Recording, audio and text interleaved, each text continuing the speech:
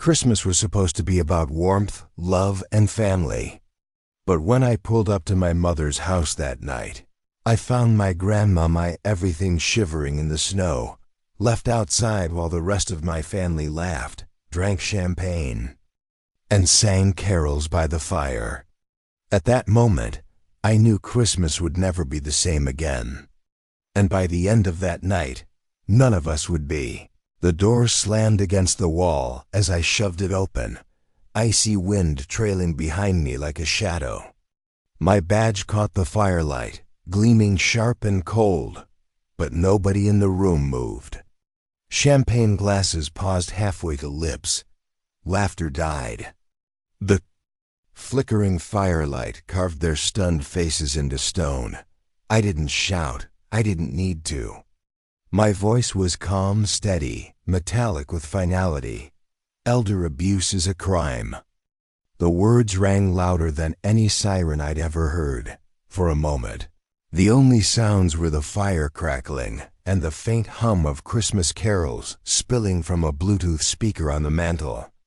Their eyes, my mother's, my aunt's, my cousin's, burned into me. Some widened with guilt, some narrowed with hostility. None of them spoke.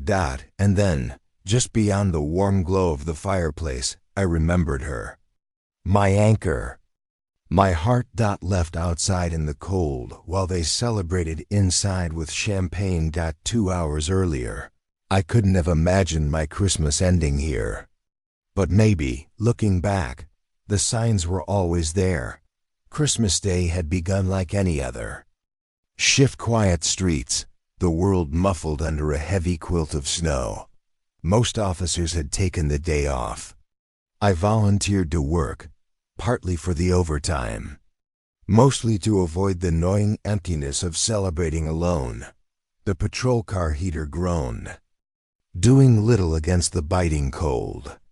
I kept one gloved hand on the wheel, the other fiddling with the radio as static filled the silence. Dispatch was quiet. The world seemed at peace, but Christmas meant Grandma. Always Grandma. The one person who never forgot my birthdays, who mailed cards stuffed with glitter, who slipped me cookies under the table when Mom was on another diet kick. She was the reason I still believed, even as an adult, that Christmas carried magic. So, after a few routine drive-bys, I turned down the familiar street to my mother's house. That's when I saw her. A small, hunched figure on the porch, wrapped in a threadbare shawl. Snow clung to her hair like fragile stars. Her shoulders shook with cold. My chest tightened. Grandma? I slammed the gear into park and ran, boots crunching against the ice. She turned her head slowly. Her lips were pale, trembling. Her eyes, normally so bright, were dull with exhaustion. She whispered my name, voice fragile as glass. I caught her hands in mine. They were icy, fingers stiff. She shivered violently, teeth chattering. My heart thundered. What are you doing out here? Her eyes flicked toward the door. They said there wasn't room. I couldn't breathe. My family, my own blood, had left her outside. I stripped off my patrol jacket, wrapping it around her shoulders. She weighed almost nothing as I lifted her from the step, cradling her against my chest. The front door was closed. Laughter and music seeped through the cracks. The smell of roasting meat and mulled wine floated out as I shoved it open. Warmth hit me like a wave, but it only fueled my rage. Inside, the scene was picture perfect. Cousins snapping selfies in front of the tree. My uncle pouring champagne. Stockings hung neatly across the mantel. The fire roared, drowning out the faint wheeze of Grandma's breath against my chest. And not one of them had noticed she was missing. I stepped into the living room, cradling her tighter. What the hell is wrong with you people? The room froze. Dozens of eyes landed on me and Grandma, bundled in my arms like a forgotten ornament. My mother finally spoke. voice sharp with irritation rather than shame. She said she wanted some air. Don't make a scene. Some air? My voice cracked like ice breaking on a river. She's half frozen.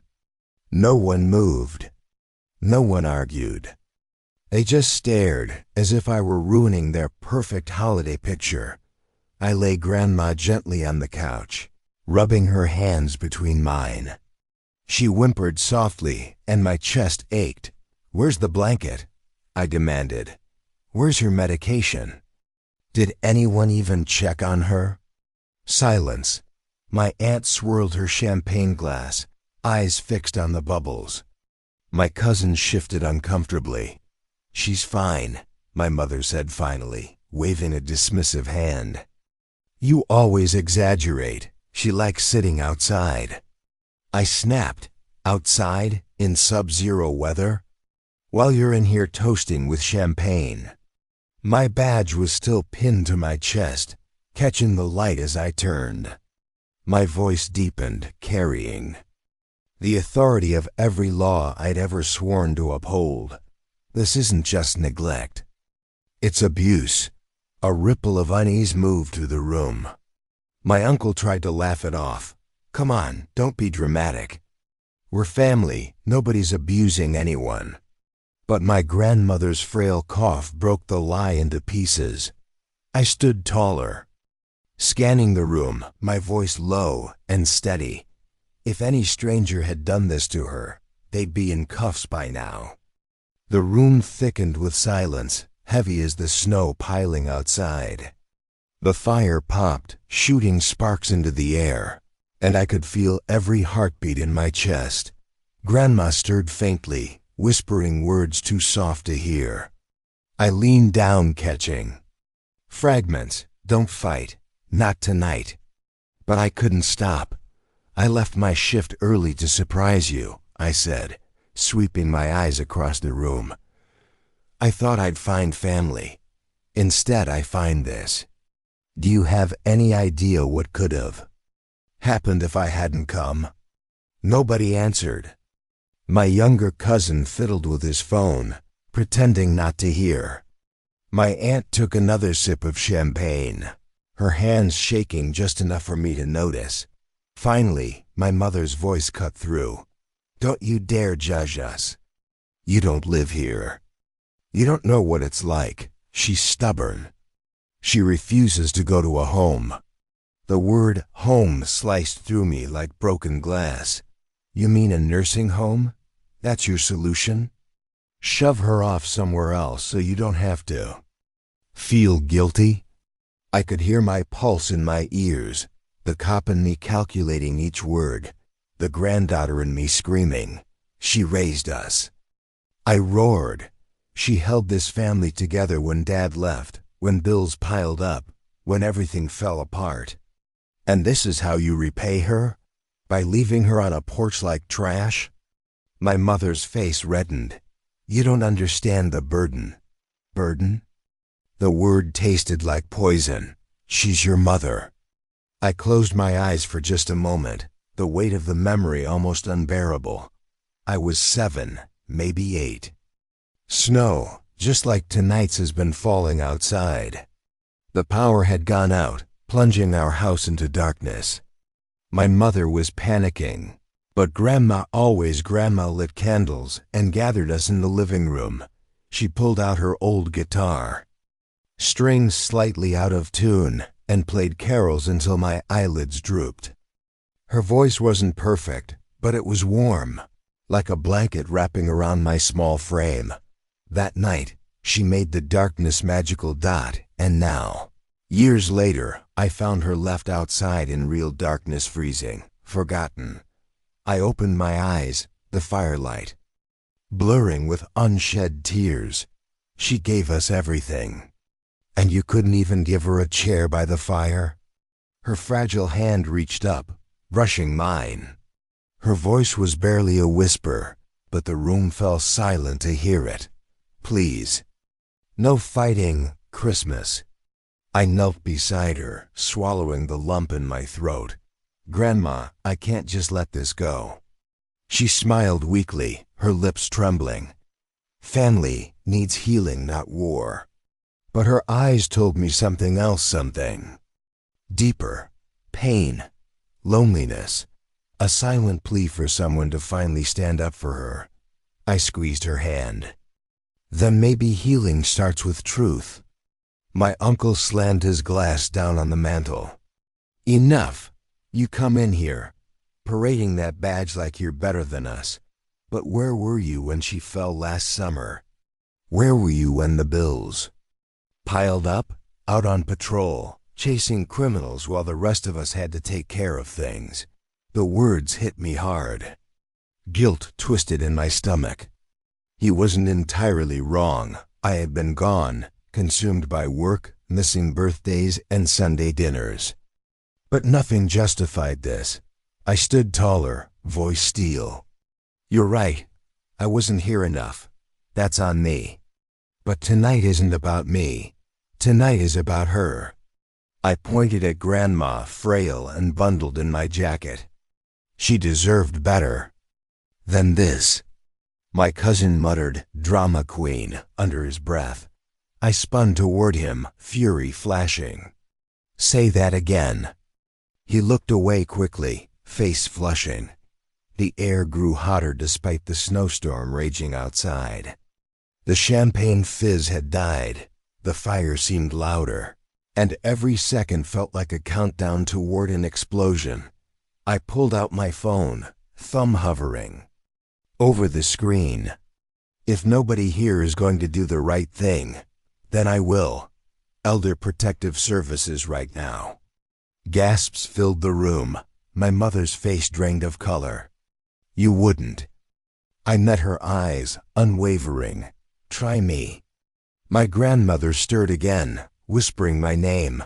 Please, don't break the family.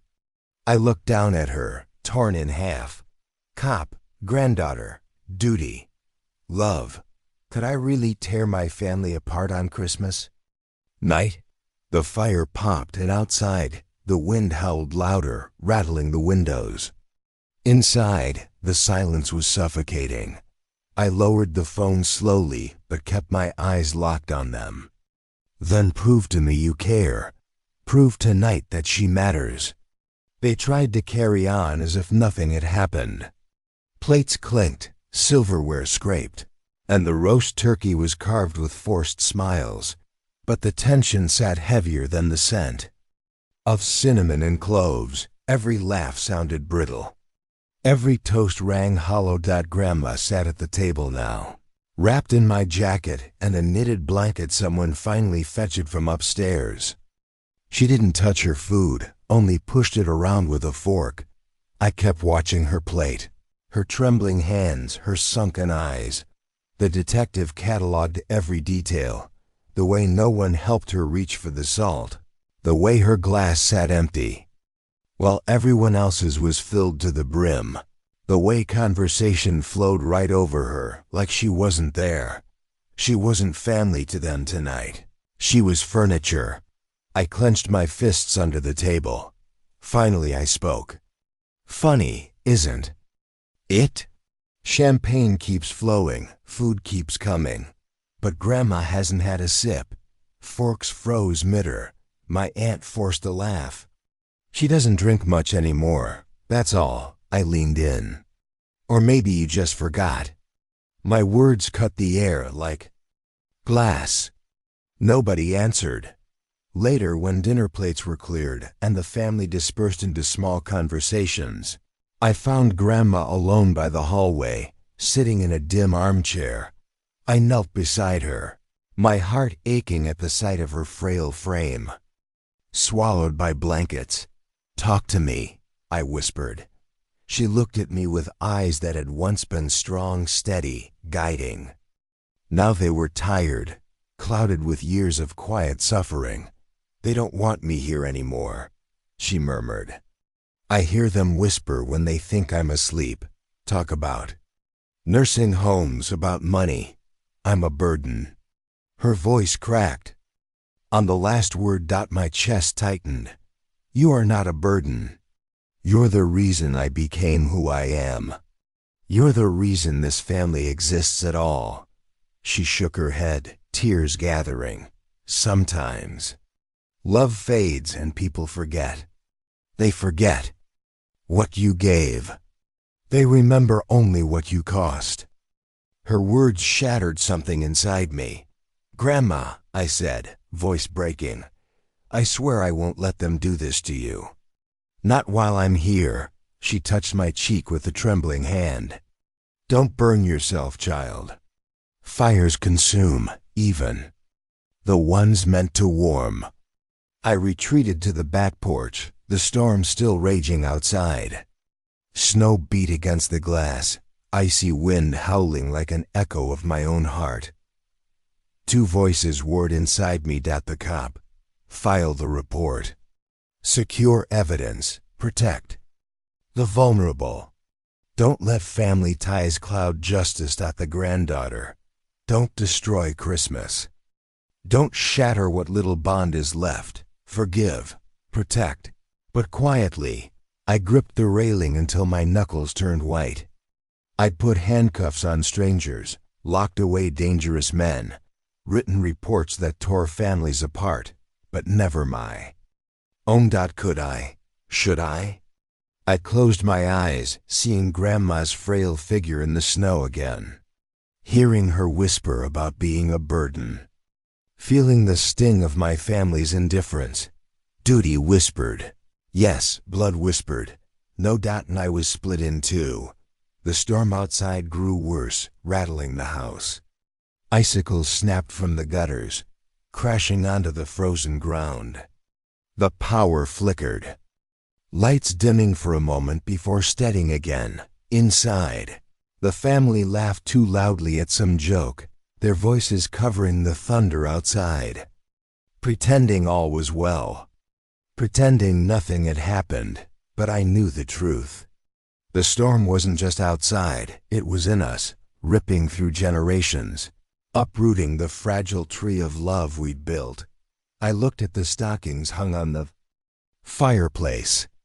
Everyone's name stitched neatly in red thread, except one. Grandma's stocking was missing. A hollow pit opened in my stomach. It wasn't forgetfulness. It wasn't an accident. It was deliberate. A symbol that she no longer belonged. And in that moment, I knew this wasn't a one-night mistake.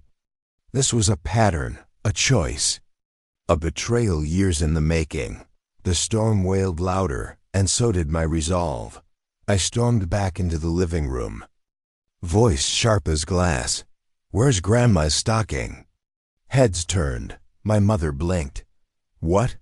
Her stocking, I said louder. On the mantel. Everyone has one but her. A hush fell. My cousin shifted uncomfortably. My aunt looked away. Finally, my mother said, "We didn't think she'd notice." I slammed my fist on the table, rattling the glasses. You didn't think she'd notice? She noticed. I noticed. And you know what? Every word you've said tonight, every sip you've taken while she froze outside, tells me exactly where she stands with you. The room went dead silent, the storm outside howling in answer. I couldn't stay silent anymore. My hand went to my phone. The family watched me, wide-eyed, as I dialed. My mother hissed, "What are you doing?" I looked her straight in the eye. Doing what none of you dared to do.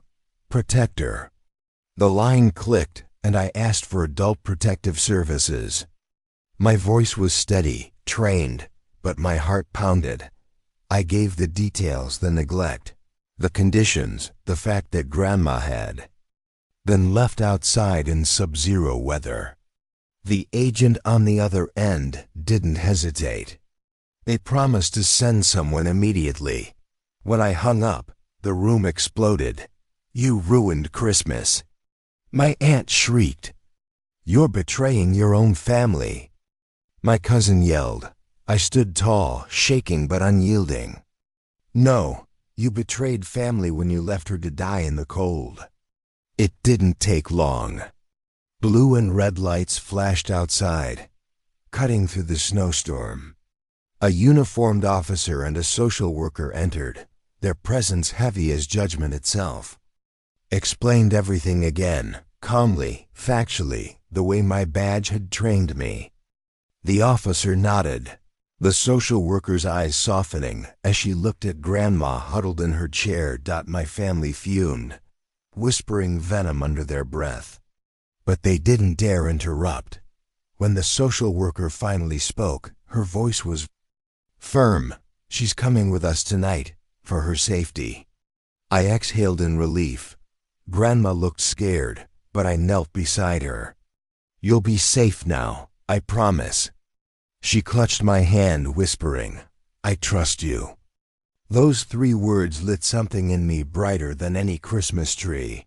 The storm outside raged, but inside the storm had already broken. My family hurled words like daggers. Traitor, betrayer, ungrateful. My mother's eyes were full of tears, but not for Grandma, for herself. You'll regret this, she spat. I swallowed hard. No, I'll regret nothing. Because one day, when I look back on this night, I'll know I chose the right side. As the officers escorted Grandma out, I followed, ignoring the shouting behind me. The snow bit at my face, but I welcomed it. At least the cold was honest. Inside, the fire kept burning, champagne glasses clinked, and Christmas carried on without us.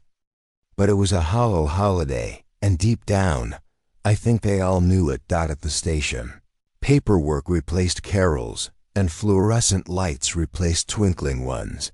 I sat with Grandma while the social worker made arrangements. She looked small, but calmer, her hands finally still. Did I ruin Christmas? She asked softly. I shook my head. No, Grandma. They ruined Christmas long before tonight. I just finally stopped pretending. She leaned her head on my shoulder. For the first time all night, I felt peace. Later, as I watched her being taken to a safe, warm facility, I knew she'd never again be left to freeze in the snow. But I also knew the cost. A family fractured, bridges burned, and maybe that was the hardest truth of all, that sometimes, to save someone you love, you have to lose everyone else. So here I am, months later, replaying that Christmas in my mind. The snow, the fire, the champagne. The stockings everyone's but hers. And I realize family isn't defined by blood or by holiday traditions. Family is defined by who shows up when it matters most. That night, I learned the cost of justice. It cost me laughter, belonging, and the illusion of unity. But it gave me something greater. The certainty that I had kept my promise to the woman who raised me. And if I had to do it all over again, I would. Every single time. Because love, real love, isn't about comfort. It's about sacrifice. And Grandma was worth every sacrifice I made.